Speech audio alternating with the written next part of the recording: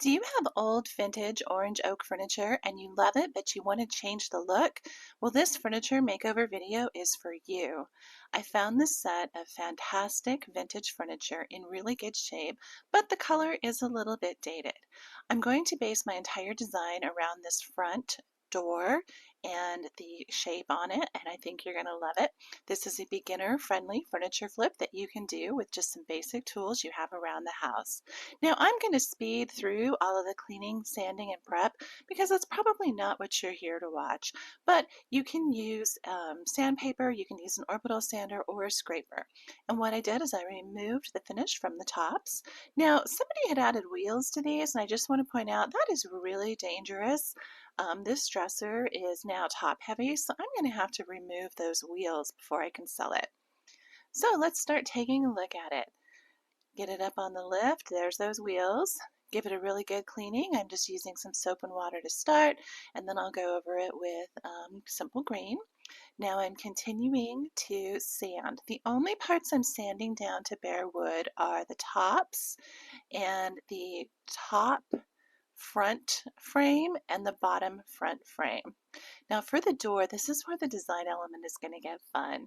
So you can see how the center of this door has kind of an hourglass shape to it with the two triangles on the bottom and the middle panel. Those are the only parts that I'm going to sand down to bare wood. The rest of it I am just going to either scuff sand or maybe use a little bit of acetone to remove the existing finish because I have an idea of how I want to do this, and I think it's going to look really good when we're done.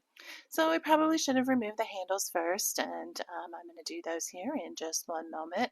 But I'm just using my orbital sander and 120 grit sandpaper to get that existing finish off and sand out any little chips, scratches, or imperfections in the existing finish. Let's go ahead and get those handles off there. And I'm not planning on using the existing handles, so I will be filling in these holes in just a little bit.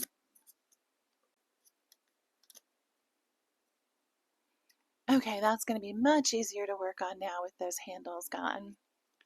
So I'm going to continue sanding down the middle portion, the top border, the bottom border, and then I'm going to go ahead and strip the old finish from 4 of the triangle designs on the door. When I saw this on Facebook Marketplace, I instantly had this design idea pop into my head, and I'm going to try 2 different furniture flipping techniques today. One, I am going to use a paint wash followed by a gel stain. And then for the second technique, I'm going to just use a gel stain over the existing stain. This is something I haven't done before, and I've actually really been challenged using gel stains in the past, but I've picked up some new water-based gel stain by Dixie Belle that I'm excited to try out, and I think it's going to work much better. Now to get in all of these little fluted areas, what I've done is I've taped off the area that I don't want to remove the finish down to bare wood, and the area that I do want to strip, I am using acetone and steel wool to get in there and remove that old finish. So first of all, I'm going to go over it with the steel wool. And then once I get as much as I think I can get with that, then you can see I have a wire brush there. I'll come back in and go over it with the wire brush to try to remove any of the existing finish that's caught in between the pieces of wood or around the edges. And I'm hopeful that the tape will prevent the acetone from leaking underneath and stripping the adjacent piece. Fingers crossed on that one. If it doesn't, I think I can kind of just do some basic repair with the gel stain.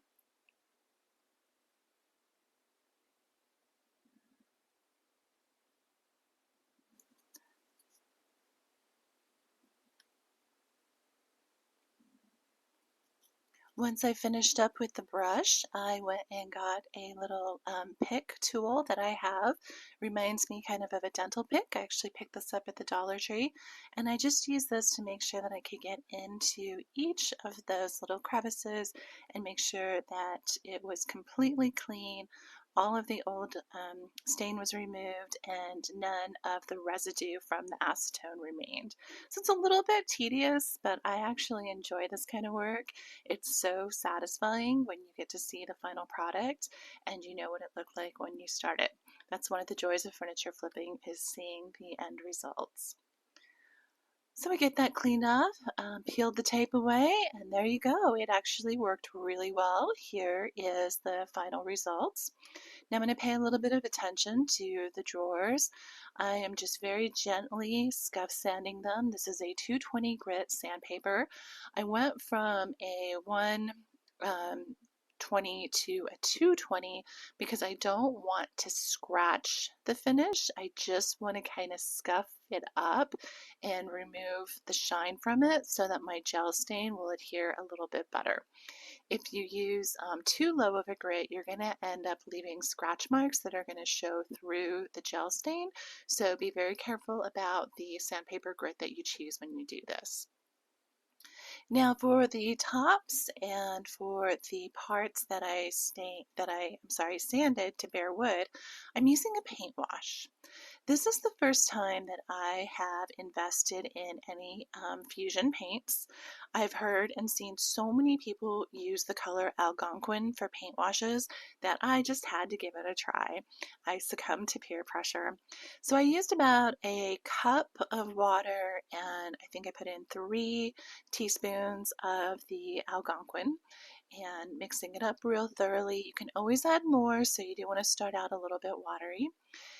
I do spray down my furniture with my misting bottle before I apply my paint wash, and then I'm using a brush to just put this on. Now, at first I noticed it really wasn't wanting to stick or absorb. I think I made it a little too watery, but if I'm patient and I just keep brushing back and forth, it will eventually start to soak into the wood. So rather than wiping it all off and starting over, I just kept with my process. Lots of back and forth, long strokes, and you can kind of see how the color will be very subtle, but then when I go over it with a brush, it brightens up a little bit more. The good thing about a paint wash, especially when I'm using a water-based paint, is that it will be pretty easy to remove if I need to redo it, change it, or make any adjustments. But I think I'm going to really like this. From what I can tell, it is a nice neutral tan color. It doesn't seem to have yellows or oranges in it. So I think it's going to tone down the orange that was in the existing stain and give it a really pretty color. At least that's my hope. So thank you to all my subscribers who are watching today, and thank you to my new followers or my new viewers. I hope you take the time to leave me a comment, give me some feedback, and definitely hit that subscribe button. Your feedback helps me become a better furniture refinisher, and that is my goal, to improve my skills while taking you along on the journey with you and showing you all of my successes and even my failures. Now it's time to apply the paint wash to that front door. I'm going to use the same exact technique, the same brush. I just sprayed it down a little bit with my misting bottle. And now I am wiping it on, being nice and patient and going over it multiple times to help it absorb evenly into the wood. I'm going to have to be really careful on the front face of the door, making sure that I only get the paint wash in the areas that I have removed the existing finish from. So you can see those triangles. I'm going to have to kind of be careful. I'm being very careful on the edges to wipe away from where the two colors meet so I can hopefully kind of get a crisp line. But I think this is going to work really well, and I just don't feel like taping it. So I'm going to keep putting on my paint wash, and we'll listen to some music while you watch the process.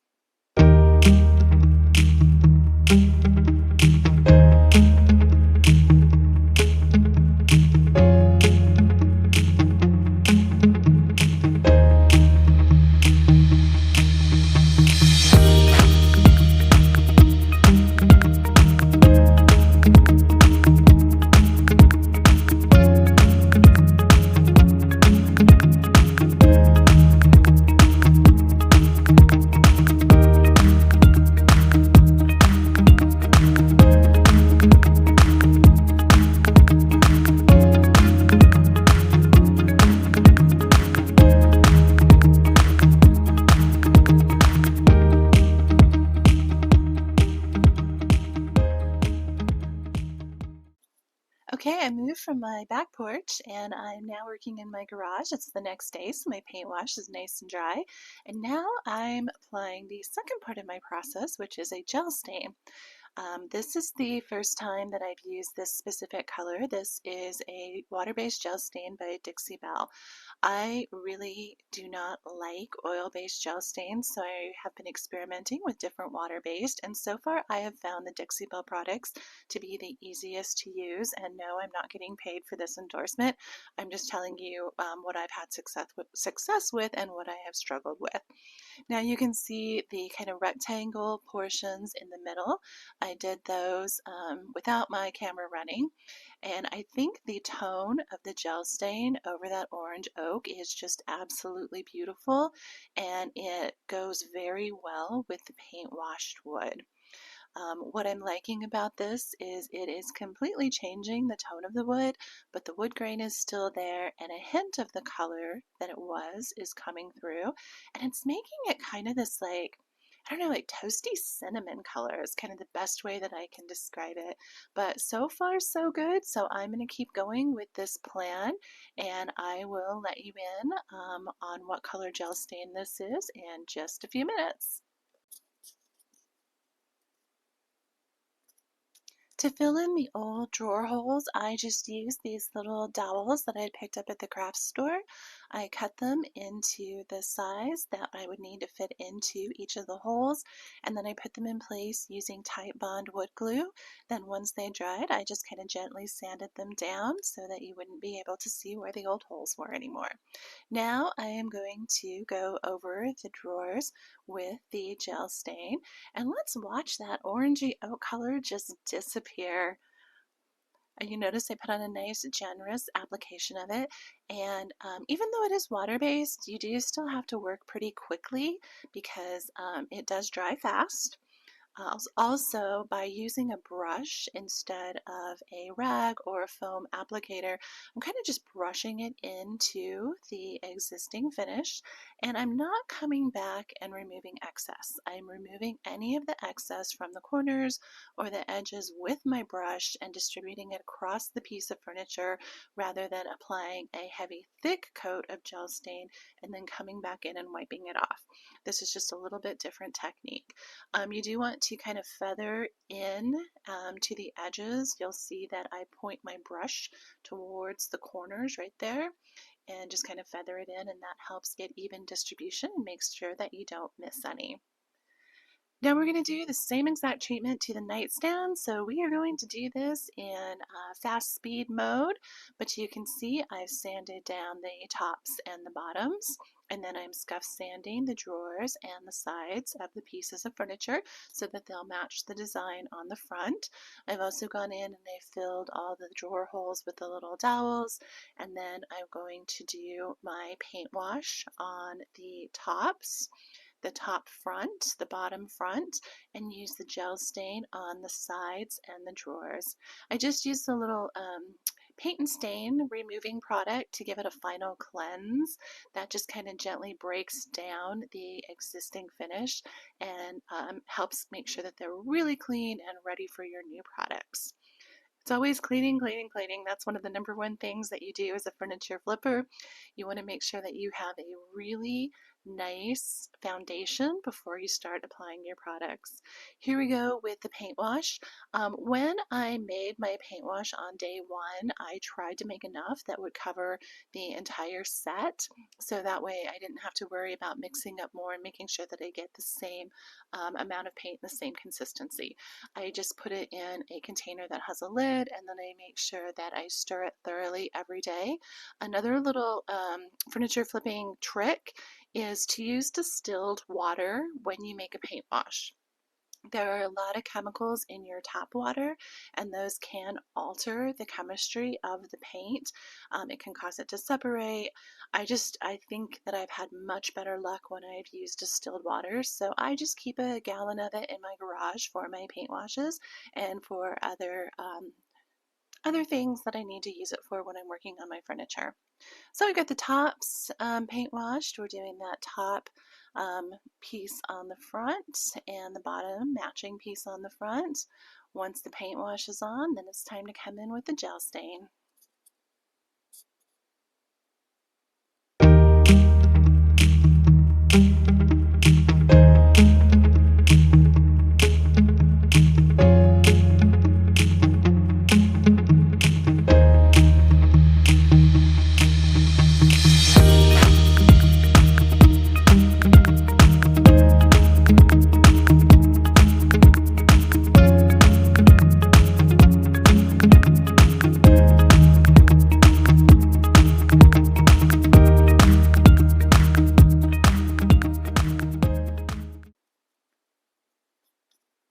I have been wanting to learn how to build and add a base to furniture for a long time, so I decided this was a good project to do it.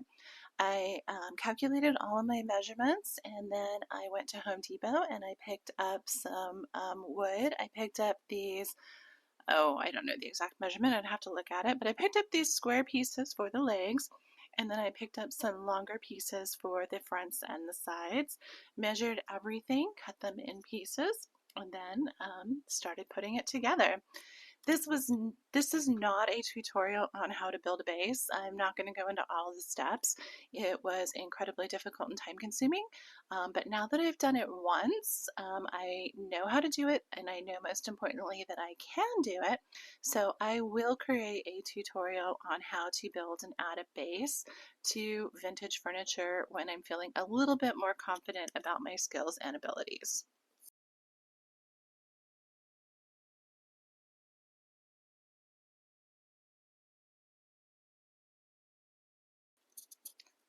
Once I had all four sides built, then I used a combination of wood glue and my nail gun to attach the bases.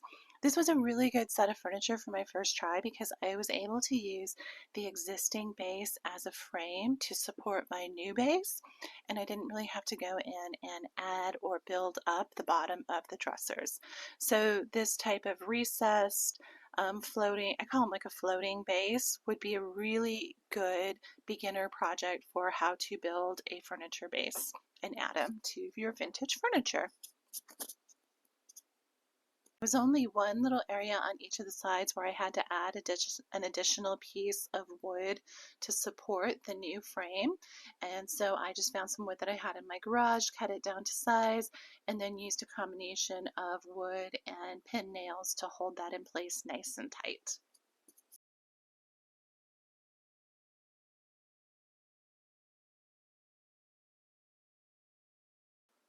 Here's the moment of truth. It's the first time I've ever built and added a base.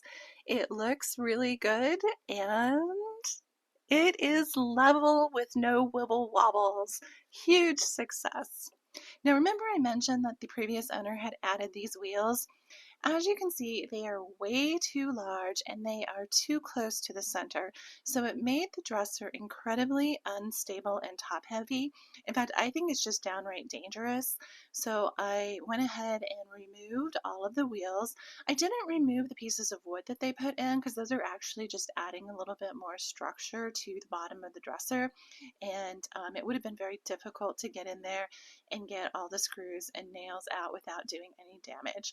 So I took all these wheels off. I'm not going to add new wheels because I'm also adding a new wooden base to the long dresser as well.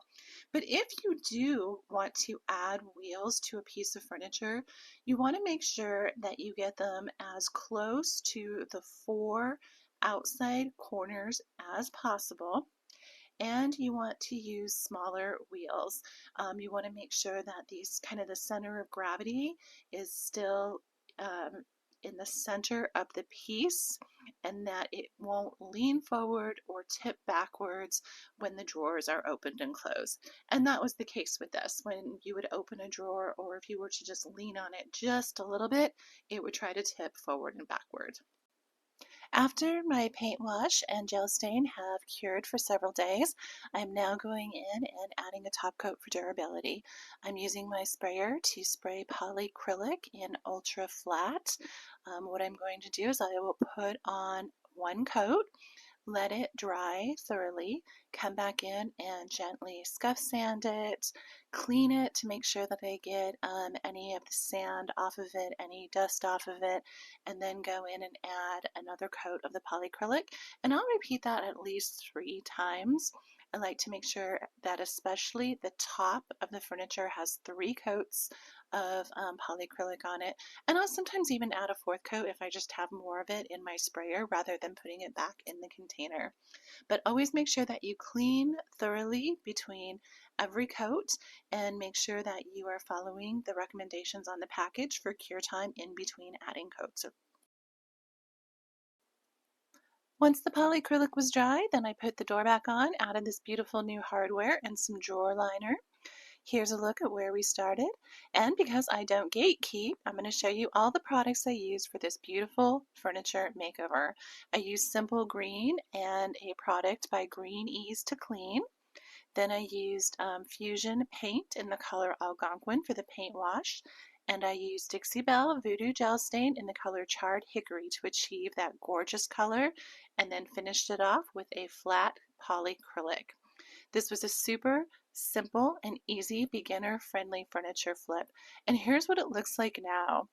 I love the way these two tones go together. Like I said, it just reminds me a little bit of like cinnamon sticks, so I was calling it kind of cinnamon and sugar. Please let me know in the comments, did you like the before better or the after? If you love the after, what do you like about it? Are you going to try it? And if you do try it, please make sure and share with me so I can see if your results turned out as fantastic as mine. Please put comments, questions, make sure you subscribe, share with your friends, and I'll see you next time.